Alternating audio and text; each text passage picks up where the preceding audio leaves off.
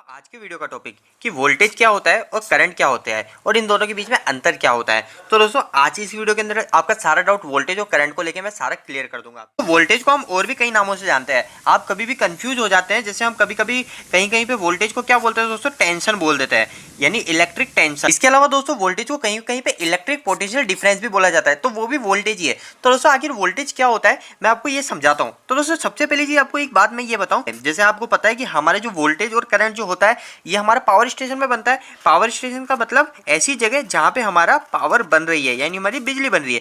तो दोस्तों जहाँ पे बिजली बनती है वहाँ पे क्या बनता है, वोल्टेज बनता है, करंट बनता है। तो वहाँ पे दोस्तों हमारा बनता है वोल्टेज, ठीक है। अब वहाँ पे ओनली फॉर वोल्टेज बनता है, वहाँ पे करंट नहीं बनता।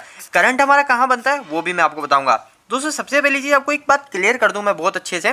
जैसे आपने कभी बैटरी देखी होगी, जैसे ये हमारी एक बैटरी है, ठीक है। तो इस बैटरी पे हमारे दो टर्मिनल होता है, एक होता है दोस्तों पॉजिटिव और एक होता है नेगेटिव। अब दोस्तों जहाँ पे पॉजिटिव नेगेटिव की बात आ जाती है ना, ये हमारी सप्लाई हो जाती है डीसी सप्लाई, ठीक है, डीसी सप्लाई। बट आपको पता है डीसी सप्लाई में वोल्टेज और करंट तो होता है। आपने जो बैटरी देखी है वो 12 वोल्ट की है, उसका भी कुछ करंट होता है। डीसी में दोस्तों हमारा फेस न्यूट्रल नहीं होता, उस फेस न्यूट्रल की जगह हमारा होता है पॉजिटिव और नेगेटिव।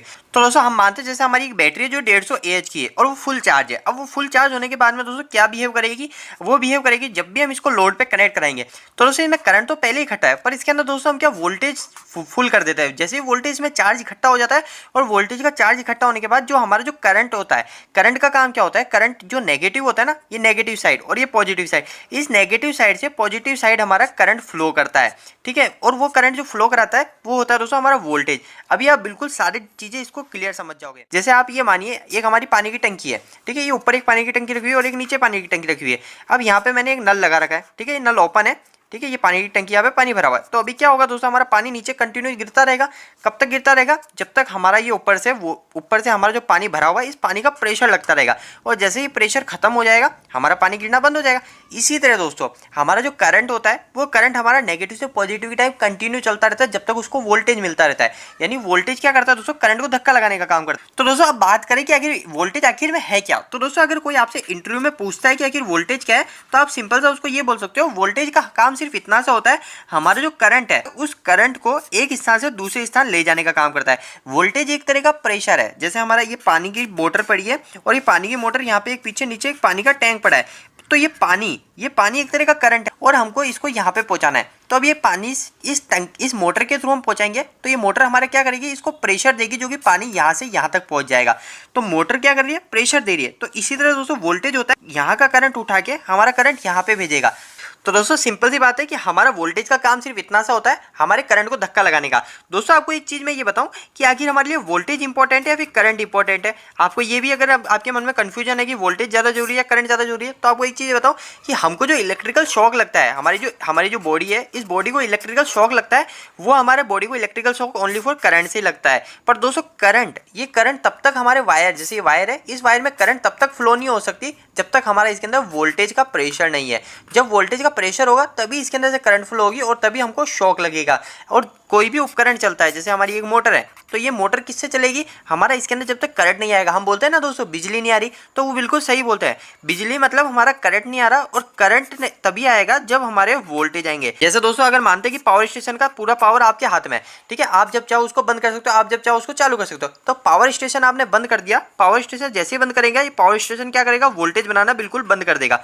तो वोल्टेज बनाना बंद कर देगा, तो जहाँ पे करंट, कहीं पे भी जो इलेक्ट्रिकल चार्ज इकट्ठा है वो वहीं के वहीं रुक जाएंगे, हमारे कुछ भी उपकरण नहीं चलेंगे, क्योंकि दोस्तों वोल्टेज बिल्कुल तरीके से बंद हो गया, यानी हमारे करंट को आगे धक्का लगाने वाला बिल्कुल तरीके से बंद हो चुका है। तो करंट की बात करते हैं, आखिर करंट क्या होता है। तो दोस्तों करंट एक सिंपल सी बात है, मैं इसकी डेफिनेशन लिख देता हूँ, उससे आप बिल्कुल क्लियर समझ जाओगे। करंट समझने के लिए मैंने यहाँ पे एक डेफिनेशन लिखी है, इससे आप करंट बिल्कुल अच्छे से समझ जाओगे। दोस्तों करंट क्या होता है, अगर आपसे कोई इंटरव्यू में भी क्वेश्चन पूछता है, अगर आपसे इंग्लिश में पूछता है तो आप ये डेफिनेशन पढ़ लीजिएगा, आप ये बता सकते हैं। अगर आपसे कोई हिंदी में पूछता है तो मैं जो बताऊं आप वो फॉलो कर सकते हो। दोस्तों करंट एक सिंपल सी चीज़ है। करंट के अंदर दोस्तों हमारा जो इलेक्ट्रिकल करंट क्या होता है, वो करंट होता है दोस्तों हमारे, जैसे ये वायर है, इस वायर के यहाँ पे जो इलेक्ट्रिकल चार्ज इकट्ठा है उस इलेक्ट्रिकल चार्ज को फ्लो करना, यानी हमारी जो वायर है इस वायर में से कितने इलेक्ट्रिकल चार्ज फ्लो हो रहे हैं, वो होता है दोस्तों करंट। आपने देखा होगा कि करंट हम नापते हैं, वो नापते हैं हम सीटी से। आपने क्लैम मीटर कभी इंडस्ट्री में लगाया होगा, तो वो क्लैम मीटर हम कभी वायर पे लगाते हैं और हमारा वायर से उस वायर में कितना करंट फ्लो हो रहा है वो हमको पता चल जाता है। तो दोस्तों इस वायर के अंदर से हमारा इधर से, जैसे ये वायर है, इस वायर में जैसे मैंने क्लैम मीटर यहाँ लगाया, तो इस जगह से हमारा यहाँ से यहाँ पे कितना करंट, कितना इलेक्ट्रिकल चार्ज फ्लो हो रहा है वो दोस्तों कहलाता है करंट। अब इलेक्ट्रिकल चार्ज मैंने आपको बताया ना तभी फ्लो होगा जब हमारा इसमें वोल्टेज होगा। तो दोस्तों अब आपको वोल्टेज और करंट के अंतर को पता चल गया होगा। तो दोस्तों अब बात करते हैं, जैसे मैंने अभी आपको बताया कि फ्लो ऑफ इलेक्ट्रिकल चार्ज हमारा करंट कहलाता है और करंट ऑलवेज फ्लो करता है नेगेटिव टू पॉजिटिव साइड। जैसे मैंने अभी आपको बताया था एक एग्जांपल के तरीके से कि हमारी एक बैटरी है जिसके अंदर एक पॉजिटिव टर्मिनल और एक नेगेटिव टर्मिनल है, और जब इसके अंदर हमारे वोल्टेज चार्ज इकट्ठे हो जाएंगे तो हमारा क्या होगा दोस्तों, जो करंट होगा वो नेगेटिव से पॉजिटिव की साइड जाने की कोशिश करता है। ठीक है, तो हमारा जो करंट होता है हमेशा ऑलवेज मूव करता है, हमेशा करंट फ्लो करता है, वो करता है दोस्तों नेगेटिव साइड से पॉजिटिव साइड की तरफ। अब दोस्तों नीचे एक और चीज़ है कि करंट की एसआई यूनिट, यानी करंट को हम बोलते किस में, वो बोलते हैं दोस्तों हम एम्पियर में। मतलब हम करंट को किस में नापते हैं, आप कभी भी किलोमीटर से करंट नापते हैं तो वो किस में नापते हैं, आप बोलते हैं ना कि इसमें से इतना एम्पियर करंट फ्लो कर रहा है, तो वो एम्पियर में नापते हैं और इसको शो करते हैं ए से। तो दोस्तों इस वीडियो खत्म करने से पहले आपके मन में एक और मैं डाउट क्लियर करूँ कि आखिर पावर क्या होता है। पावर का मतलब दोस्तों आपने सुना होगा ना वाट, आखिर ये वाट क्या होता है। बहुत ही सिंपल चीज़ है, वाट के अंदर हमारा जितने भी एम्पियर है वो एम्पियर उसके अंदर मल्टीप्लाई कर दोगे आप वोल्टेज को, यानी कितना भी वोल्टेज फ्लो करा है उस वोल्टेज को मल्टीप्लाई कर दोगे आपस में तो हमारा आ जाएगा वाट। जैसे कि हमारी एक मोटर है, अब ये मोटर मेरी कितने वाट की वो मेरे को कैसे पता चलेगा, सिंपल सी बात है, मेरी मोटर कितना करंट ले रही है। जैसे मैं मानता हूँ मेरी मोटर 1 एम्पियर ले रही है, ठीक है, 1 एम्पियर करंट ले रही है, मेरी मोटर 1 एम्पियर करंट ले रही है और इसके जो वोल्टेज है वो वोल्टेज 220 है, तो इन दोनों को मल्टीप्लाई करने के बाद कितना आया 220, तो हो जाएगा दोस्तों मेरी मोटर 220 वाट की। इसी तरह दोस्तों पर एक बात आपको ध्यान रखनी, कभी भी अगर 3 फेज की बात होगी तो 3 फेज के लिए आपको जो वोल्टेज है इस वोल्टेज के साथ में √3 को मल्टीप्लाई करना पड़ेगा। ये होता है √3 के मतलब 1.732, मतलब आपको एम्पियर इंटू वोल्टेज इंटू 1.732 को मल्टीप्लाई करना पड़ेगा और आपका आंसर आ जाएगा दोस्तों वाट में। तो दोस्तों उम्मीद है कि आपकी छोटे से वीडियो के अंदर कुछ डाउट क्लियर हुए होंगे। दोस्तों अगर ये आपको वीडियो अच्छा लगा हो तो इस वीडियो को लाइक करके जरूर बताइएगा। अगर आपको कोई भी सवाल इस वीडियो के प्रति या फिर इलेक्ट्रिकल से जुड़ा हुआ है तो आप मुझे नीचे कमेंट बॉक्स में कमेंट करके पूछ सकते हैं। इलेक्ट्रिकल वीडियोस अगर आप हिंदी में देखना पसंद करते हैं आज ही इस चैनल को सब्सक्राइब कर लीजिए। आज के लिए इतना ही, धन्यवाद।